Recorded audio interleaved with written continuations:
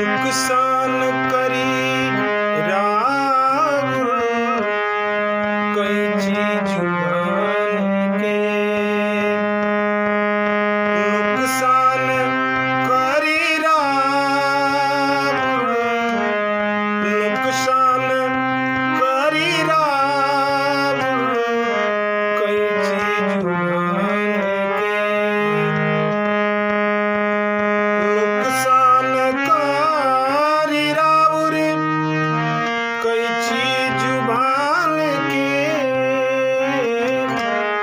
आदत हटा ली आपन उघटा पुराण के।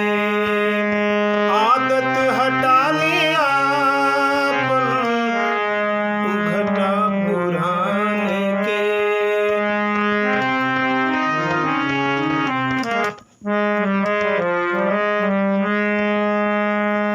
ऐसन हरुस न कबहू बोलती सभा में। ऐसन हरुस न कबहू बोलती सभा में। चिंता जो तनिको रहित बतिया जुबान के।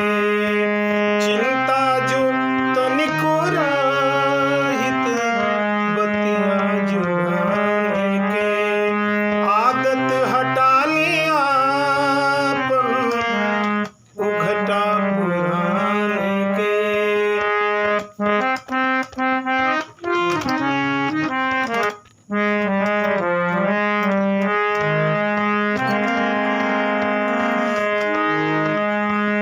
आपन बिगड़ेला पर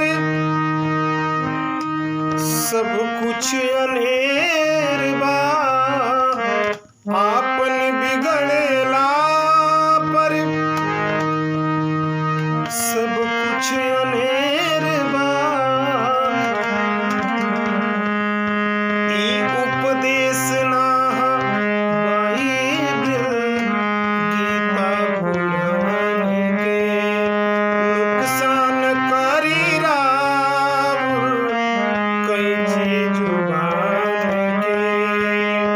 आदत हटा ली आपन उघटा पुराण के।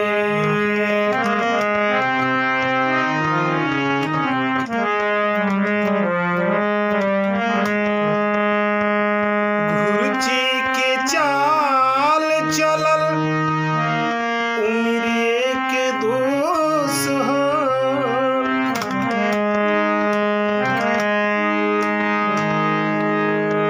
घुरची के चाल चलल उमरिए के दोष ह।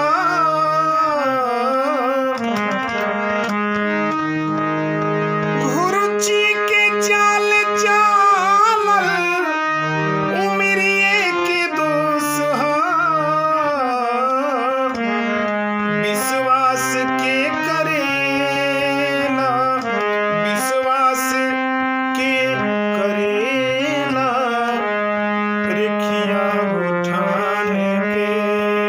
विश्वास के करेला रेखिया